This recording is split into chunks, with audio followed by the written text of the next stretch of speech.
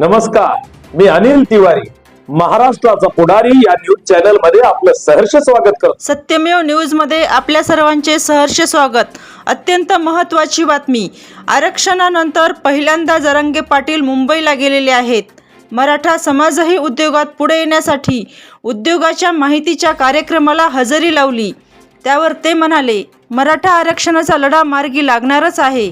मला मारण्याच्या धमक्या येतात, पण मी असल्या भंगाराला मानत नाही। मराठा समाजाला विरोध करणाऱ्याला स्थानिक स्वराज्य संस्थांच्या निवडणुकांमध्ये पाडा, असेही मनोज जरांगे पाटील म्हणाले। पहा जरांगे पाटील आणखी काय म्हणाले। नवनवीन अपडेटसाठी आपल्या चॅनलला सबस्क्राईब करा। काय असतं बघा, माझ्या समाजाला खूप दिवसापासून आरक्षणाची आवश्यकता होती। 58 लाख नोंदीमध्ये 3.5 कोटी मराठा समाज आरक्षणात गेला। मराठवाड्याचा GR निघाला हैदराबाद गॅझेटेडचा। आता सातारा संस्थांचं पण नगरपालिका झाल्याच्यानंतर किंवा जिल्हा परिषद झाल्याच्या नंतर या 1-1.5 महिन्याच्या आता तो पण काढते। आता पुढं आपण समाजाला व्यवसायाकडे पण लावलं पाहिजे। काही पोरं नोकऱ्याला लागतील, उच्च शिक्षण घेतील आणि बाकीच्या पोरांनी आपण व्यवसायाकडे पण गेलं पाहिजे। कारण सुशिक्षित बेकारी प्रचंड आहे आणि आपण कामच नाही केले, व्यवसायच नाही केले, कष्टच नाही केलं तर आपण सुधारणार कशी। म्हणून मुंबईत वीरेनभाई आणि त्यांची सगळी मुंबईतली टीम त्यांनी आज व्यवसायिकाचा कार्यक्रम ठेवला आहे। आम्ही ठरवलं की आपण जरा बघूयात, ज्ञान घेऊया आपण। हे नुसतंच बोलून नाही चालणार, भाषणं करून नाही चालणार। कारण हे आम्ही 1 वर्षापासून म्हणतोय की आपण 1 कोटी समाज एकत्र करायचा, 4-5 हजार तरी मराठ्यांचे पोरं दर वर्षाला व्यवसायाला लावायचे। आज जरा मार्गदर्शन घेतो, ते कसे यशस्वी झाले, काय व्यवसाय करतात, काय पुढचं उद्घाटन असू द्या, त्याला काहीच माहीत नसतं। करणारे सगळे इंजिनियर असते, काय वापरायचं, एखादी बिल्डिंग उभा करायची, उद्घाटन करणाऱ्याला काहीच माहीत नसतं।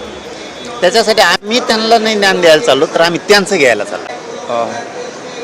पश्चिम महाराष्ट्रातलं गॅझेटेर आणखीन राहील, कारण त्याचा GR काढू बोलले होते लगेच, परंतु मध्ये निवडणुका लागल्या, मराठवाड्यात पण थोडंसं अतिवृष्टी होती। ठीक आहे, आम्ही ते समजून घेतलं। सातारा संस्थांचा, कोल्हापूरच्या गॅझेटियरचा, पुणे आणि औंध या गॅझेटियरचा सुद्धा GR निघल, मग मात्र मराठा समाज 100% आरक्षणात जातो। मी एक गोट्यात खाली पडीन एखाद्याला, धमक्याचा काय संबंध आहे?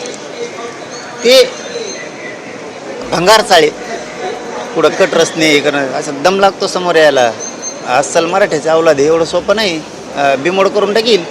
पण ते आता नाटकं करता येईल, जेवणातून कुठं औषध देणं, ते अंधश्रद्धेसारखं लिंबू मिरच्या कापीने असल्यातलं आहे। ते असले भंगाराला घेणंच बी नाही मी। तेव्हा काय माझं कट रचून कुठं काहीतरी गोळ्या आणीन म्हणतो, औषध आणि किंवा गाडीवर गाडी अंगावर घालीन। आता गाडीवर गाडी का अंगावर घालशील माहिती तू? माझ्या संग 50 गाड्या असतात, बरं ते सिद्धी सोडून मी 2-3 गाड्या असते ना, तू मला गाठणार पुढं? तू मराठला कोणत्या गावात गाठवणार? प्रत्येक गावात मराठी भोगाच करतील। सगळेच उमेदवार उभा राहिलेले हे आमचेच असते। त्याच्यामुळं जिल्हा परिषद नगरपालिकेला मी कुठेही जाणार नाही। पण मराठा समाज ही गोष्ट विचारणार नाही की आरक्षणाला कोणी विरोध केलाय, कोणत्या नेत्यांनी केलाय, त्याला मात्र सोडणार नाही। आणि ते करावं मराठ्यांनी। ज्या ज्या नेत्यांनी आरक्षणाला विरोध केला, मराठा समाजाला विरोध केला ना, आता योग्य वेळे मतदानापर्यंत कोणकड काही हिडणं आहे ना, पण मतदानाच्या दिवशी मराठा आरक्षणाला, मराठा समाजाला विरोध केलेल्या नेत्यांचे उमेदवार पडलेच पाहिजे। हे मराठ्यांनी लक्षात ठेवलं पाहिजे, तरच वजन राहील मराठ्यांचं। प्रत्येकाच्या मनामनातील, मातीच्या कणाकणातील आपल्या व आपल्या हक्काची ललकारी महाराष्ट्राचा पुढारी पाहण्यास विसरू नका।